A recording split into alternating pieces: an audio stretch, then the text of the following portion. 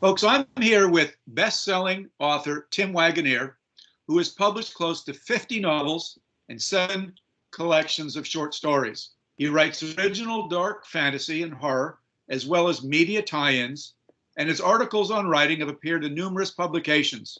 He's won the Stoker Award, the HWA's Mentor of the Year Award. He's been a finalist for the Shirley Jackson Award, the Scribe Award, and the Splatterpunk Award. He's also a full-time tenured professor who teaches creative writing and composition at Sinclair Community College in Dayton, Ohio.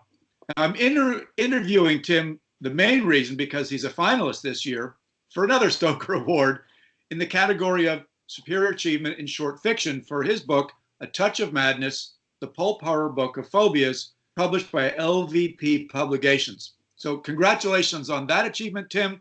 You are living in Dayton, Ohio. Let's just start with how are things going with the pandemic and how it's affecting your neighbors and folks in Dayton? Well, Ohio was very proactive about having people stay home. So, I'm working remotely now. So, I'm not going to my college anymore. People seem to be really friendly when you see them out walking. It's kind of odd in a way. It's almost like since people can't be near each other, there's extra smiles and extra waves. The first time I went for a walk, I was told my wife that everything was so quiet and there wasn't that much traffic. And I had this odd sense of recognition that this was what it was like in the late 60s when I was a kid walking around, where people just didn't seem to be in a hurry the same way. It was weird. It was like a deja vu time travel thing. But overall, people seem to be coping pretty well. Are there rushes at the grocery store for supplies, toilet paper, foods, that sort of thing? Yeah, the usual. And, long waits at a drive-through pharmacy. I think my wife waited 45 minutes the other day to pick some pills up. Are you getting the feeling? Obviously, you and I have got friends and horror writers in on both coasts, Seattle, Los Angeles, New York, where really these folks are under tremendous stress and anxiety with everything moving in. Are you getting a feeling like it's there, it's coming? Are the numbers mounting up in Dayton to make people really take notice? I don't know if they are yet. I know they're rising in Ohio. I think yesterday there was a few hundred that were dead, which doesn't seem like a lot compared to the overall total. But it was a significant raise. So, yeah, I think that people have the sense that more is coming, and so everybody's just kind of want to weather it at this point. Yeah, and I'm seeing that in South Carolina, the numbers are increasing, and there's more people wearing gloves and a few people with the face masks as they're going into grocery stores, and we're all focused on the news and both economically as well as with our health issues. And how is it affecting you personally from a creative standpoint in the home trying to do your writing? I'm not sure if you've got any works in progress, but what is it doing to you from a day-to-day basis and a personal level? Yeah, I made not a mistake necessarily, but right before all this became it kind of exploded into a countrywide thing, I signed a contract to do a novelization in a month. And suddenly, actually, my wife and I got sick. We don't know if we had the flu or we actually had the COVID-19. Doctor thinks we did, but we weren't tested. So, a couple weeks of being sick, for me, it was it's like a medium level flu, a little bit worse for her. But I only had, 4 weeks to work on this thing. So I just kept plowing along, working on it. One of the things I found is that because I don't have to either drive to work or I don't have errands to run, I don't really have anywhere to go, I have a lot more time throughout the course of a day. So I'd write, as soon as I woke up until lunch, and then after lunch until dinner, and then after dinner. And I finished it. I did it in about 3 weeks. And hopefully it turned out okay. It gave me something to focus on, too, besides everything else that was going on, which really, really helped. Is that sort of a record for you, 3 weeks to turn something of that magnitude around? Yeah. I think it's the longest thing I've written in the shortest amount of time. But because it was a novelization, it's easier. There's a script already, which is like an outline. There's a certain amount of dialogue that's already pre-written. So I think that made it a lot easier than if it was like a book of my own where I had to imagine it from nothing. Right. And are you one of those folks who are really disciplined and can shut all those notifications off on your computer, so when you're writing you can really get into your space and you're not distracted by who said the latest crazy thing in the world about this? Right. Yeah, but I'm also really good at taking like a quick mental break for a minute or two and then coming right back to work.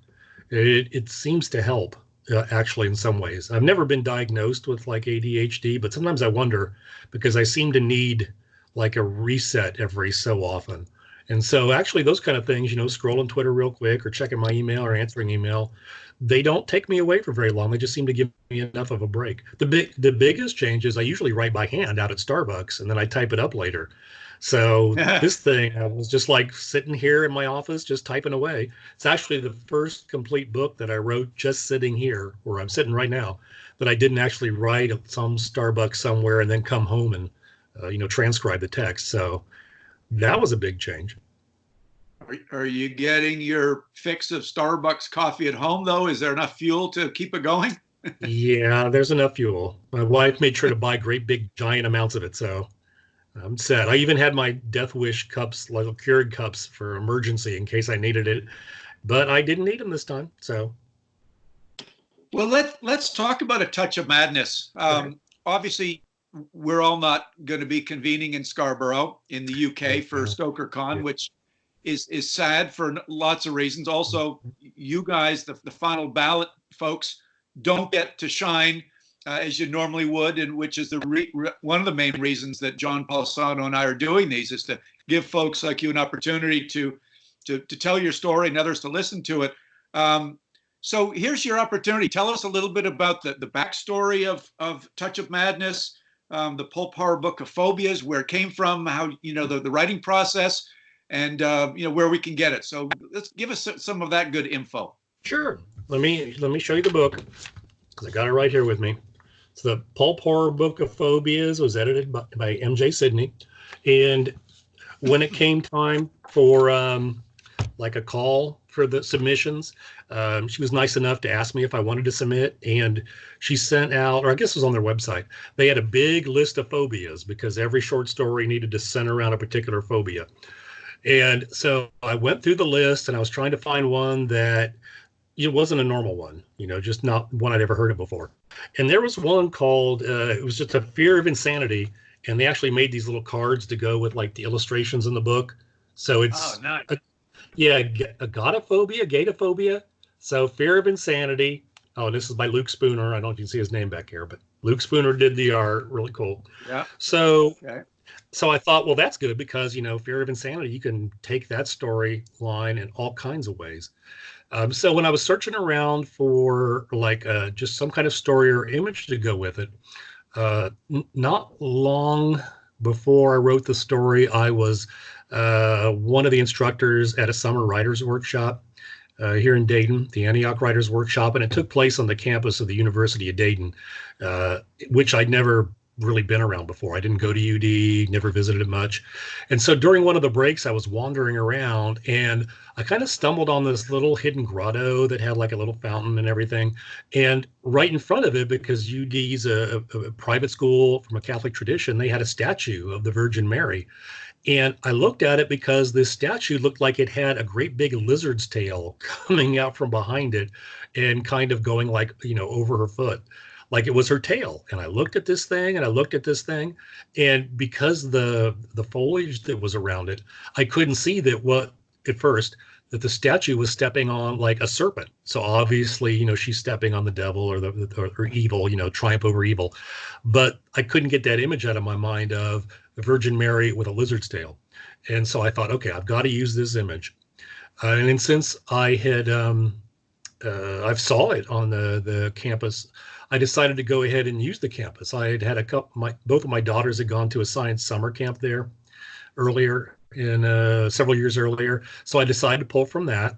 And then I just took this idea of what if like a little girl who was at that camp during a break time ran into the same statue, only the statue was of Pandemonia, a goddess of insanity.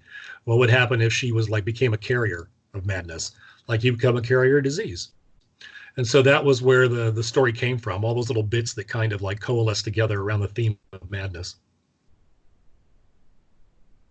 Wow, that's it's interesting how as an author you find one teeny little thing like that chance encounter with the statue, and then like the mind just goes with it. That's fantastic. So where can somebody purchase this? Is there a website? Is there a publisher's website? Give us the sort of the 2-minute salesman's job on if someone likes this interview and wants to get this book, where can they find it? Well, they could find it at Amazon. You could find it at the Lichen Valley Press website. And I'm trying to see if there's a list of people here. There's all kinds of great writers in here. So see if I can grab the table of contents.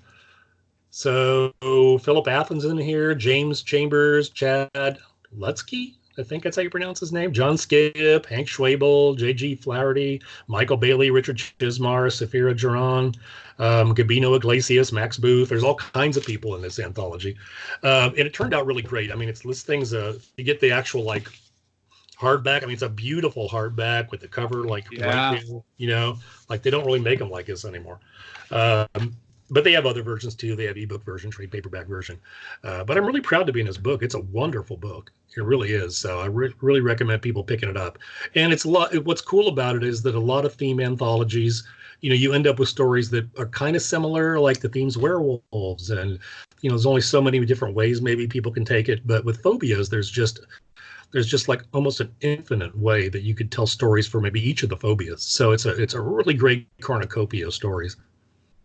Well, listen, this is great, and but we're not finished yet. But best of luck. We understand that the Stoker Awards will be streamed live on April 18th. Okay. Not sure of all the details yet, but even though we won't be in Scarborough, we will be watching the winners. But before we go, Tim, is there any silver lining? You know, as I've noticed, having interviewed 4 or 5 fellow authors, it's not all that different, our lives being sequestered in our homes and by our computers. Some do go out to jobs, some work from home. But have you found anything that you've had to do differently within the family or with your writing that you sort of looked at and go, wow, that's kind of cool? Is there anything positive that has come out yet in your life because of all this? Yeah, one of the things is that, you know, I've been teaching for 30 years and I've never taken a summer off. So I'm always teaching. And even though I have breaks every once in a while, I've never had this kind of extended time where I'm still teaching, but I'm at home. And I find that I don't worry about time the same way. I don't have to be at a certain place at a certain time. I don't have to rush to get into the car or rush to work. And my wife and I were talking about how, in a lot of ways, our days have become defined by things like, you know, getting ready in the morning or getting dinner or whatever little chores that are around the house. And, you know, this is the way a lot of people still live today. But throughout history, most of people have lived. They kind of would go by the rhythms of the day as opposed to rhythms imposed on them by the clock. And also, I've told her that, you know, I've never contemplated being like a full-time writer just because I thought I would be bored to tears staying at home all day without going out into the world and being able to see stuff like that weird statue that I saw. But I can see that I can see the appeal of this. I could do this. There's less pressure for me to try to squeeze my writing in the hour or 2 or 3 that I might have between classes or between like classes and when I get home. I can see why that a lot of people find it easier to write probably more deeply when you have more time to think and to contemplate and to produce throughout the course of a day. So those have been positives for me and for my wife too. Well, that's good. I mean, I've got some friends in law enforcement, and they were sort of joking with me the other day, saying we're expecting a lot more criminal domestic violence depending on how long this thing goes on. Hopefully that won't happen in my household or your household, but it sounds like you guys are getting along just great. But I thank you for your time, Tim, and sharing with us and your fellow horror writer members a little bit about how things are going for you guys. And a touch of madness. We wish you best of luck in 18 days now with the final awards. And again, thank you for your time. All right. Thank you so much.